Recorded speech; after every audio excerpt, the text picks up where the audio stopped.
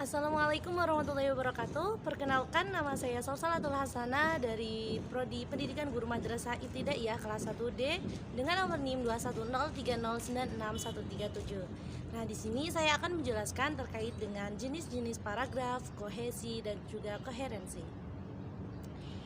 Jenis-jenis paragraf. Yang pertama adalah jenis-jenis paragraf berdasarkan tujuan dan juga isinya, yaitu ada paragraf narasi, deskripsi, eksposisi, argumentasi, dan juga persuasi. Yang pertama adalah paragraf narasi. Paragraf narasi adalah paragraf yang menceritakan suatu peristiwa atau kejadian sedemikian rupa sehingga pembaca seolah-olah mengalami sendiri kejadian yang diceritakannya. Nah, di sini penulis menceritakan sebuah kejadian menjadi sebuah paragraf sehingga di situ seorang pembaca bisa menangkap hal tersebut dan seolah-olah mengalami kejadian tersebut seperti itu. Nah, selanjutnya adalah paragraf deskripsi. Nah, paragraf deskripsi adalah paragraf yang menggambarkan objek sedemikian rupa sehingga pembaca seolah-olah melihat sendiri objek yang digambarkan. Nah, lalu apa bedanya dengan narasi, antara narasi dan deskripsi? Kalau narasi dia lebih menceritakan terkait dengan suatu kejadian atau cerita atau suatu peristiwa. Nah, sedangkan deskripsi dia lebih menceritakan suatu objek tertentu atau suatu benda atau suatu objek tertentu sehingga si dari pembaca ketika membaca paragraf yang dikemukakan oleh seorang penulis seolah-olah mereka melihat objek apa yang diceritakan. Selanjutnya adalah paragraf eksposisi. Nah, paragraf eksposisi itu paragraf yang memaparkan pengetahuan atau informasi dengan tujuan agar pembaca mendapatkan informasi dan pengetahuan sejelas-jelasnya dengan dikemukakan data-data dan fakta-fakta untuk memperjelas pemaparannya. Nah, di sini dia lebih menjelaskan terkait dengan suatu peristiwa ataupun kejadian, dan di situ bukan hanya sebuah cerita atau argumen dari seorang penulis, akan tetapi di situ juga diberikan data-data ataupun informasi yang nyata dan detail terkait dengan kejadian atau peristiwa yang sedang terjadi yang diceritakan seperti itu. Nah, selanjutnya adalah paragraf argumentasi. Nah, paragraf argumentasi ini adalah paragraf yang membuktikan suatu kebenaran sehingga pembaca meyakini kebenaran yang diberitahu penulis. Nah, di sini ada kata-kata argumen. Argumen bisa berarti sebuah pendapat. Nah, di sebuah paragraf atau kalimat tersebut yang disusun itu juga mengandung argumentasi atau pendapat dari sang penulis ataupun dari orang lain yang diambil oleh penulis untuk diterapkan di dalam paragraf tersebut, sehingga dari pembaca pun ketika membaca juga seolah-olah bisa mempercayai dari tulisan yang ditulis oleh penulis tersebut. Nah, yang terakhir adalah paragraf persuasi. Paragraf yang bermaksud membujuk pembaca atau mau berbuat sesuatu sesuai dengan keinginan penulisnya. Nah, ada kata-kata persuasi. Berarti di sini lebih ke membujuk, mengajak seperti itu. Nah, di dalam kepenulisan, seorang penulis menulis paragraf tersebut salah satunya memberikan informasi dan juga memberikan ajakan kepada pembaca untuk bisa mengikuti apa yang penulis tawarkan atau apa yang penulis inginkan. Seperti itu. Nah, yang selanjutnya ada jenis-jenis paragraf berdasarkan kalimat utamanya. Ada paragraf deduktif, induktif, dan juga campuran atau deduktif-induktif. Paragraf deduktif pertama yaitu paragraf yang kalimat utamanya terletak di awal paragraf. Nah, teman-teman mesti sudah tahu kan ya kalimat utama atau kalimat hidup pokok atau kalimat pokok, kalimat utamanya itu seperti apa. Nah, bisa dikatakan itu adalah sebuah inti dari paragraf atau hal yang akan diceritakan.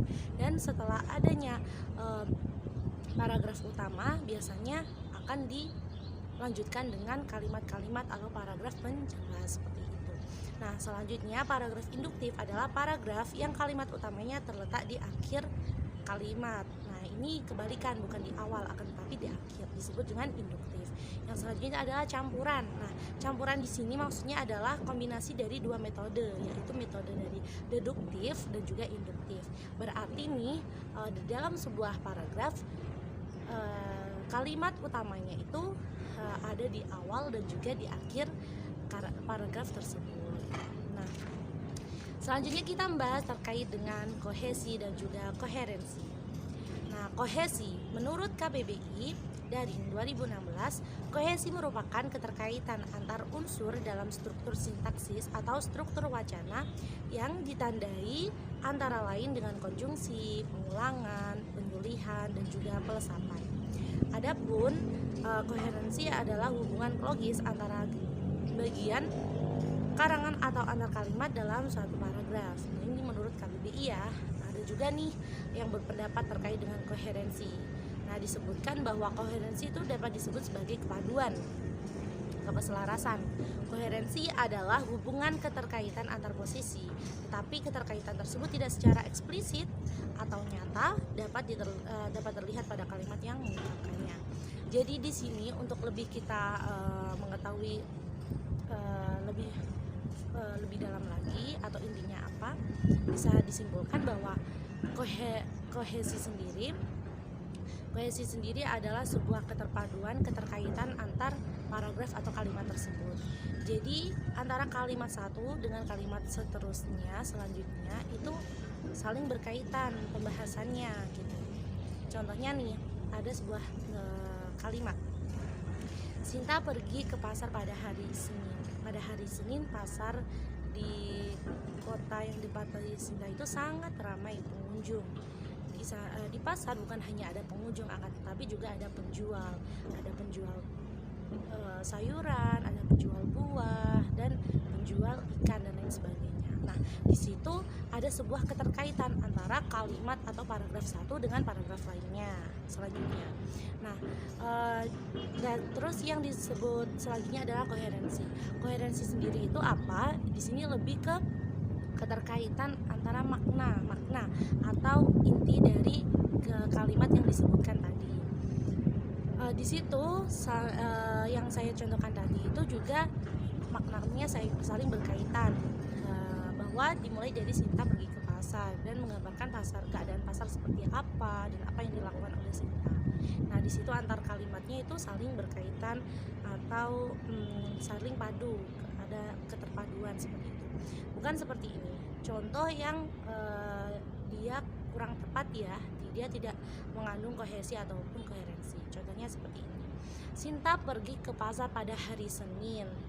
Kemudian Sinta pergi ke pasar pada hari Senin. Sinta main bola. Ayah Sinta minum kopi. Seperti itu. Itu tidak ada keterkaitan antara kalimat satu dengan kalimat selanjutnya seperti itu. Nah, selanjutnya ini biar bisa teman-teman jadikan catatan, paragraf yang berkohesi dan berkoherensi memiliki beberapa syarat atau unsur. Pertama, ada satu kalimat utama atau ide pokok pikiran. Di dalam sebuah cerita paragraf itu harus ada yang namanya satu ide pokok atau gagasan utama atau inti dari paragraf, sehingga nanti kita bisa menambahkan ada beberapa kalimat penjelas selanjutnya seperti itu. Nah, yang selanjutnya tidak ada kalimat yang menyimpang dari kalimat utama. Seperti yang dikatakan tadi, antara konsep kohesi dan juga koherensi antar kalimat satu dengan lainnya itu saling berkaitan antara maknanya ataupun dalam kepenulisannya atau penjelasannya. Tidak ada yang melenceng.